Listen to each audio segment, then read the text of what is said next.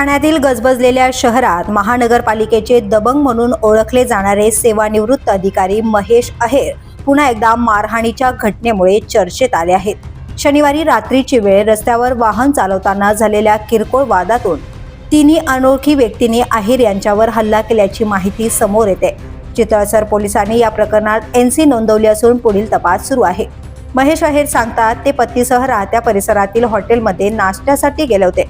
याचवेळी 3 अनोळखी इसमांनी हॉटेलमध्ये प्रवेश करून बाहेरची गाडी तुमची आहे का असा प्रश्न केला. नकार मिळतात त्यांच्यावर लाथाबुक्क्यांनी मारहाण करण्यात आली, शिवीगाळही करण्यात आली.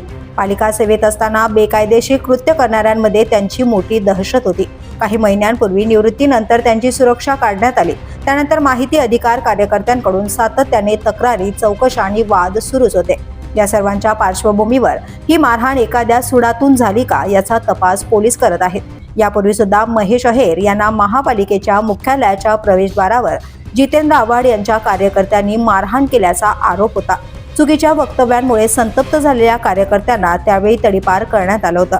सध्याच्या हल्ल्याबाबत पोलीस उपायुक्त प्रशांत कदम म्हणतात, तक्रार नोंदवली आहे, मारहाण करणाऱ्यांचा शोध सुरू आहे.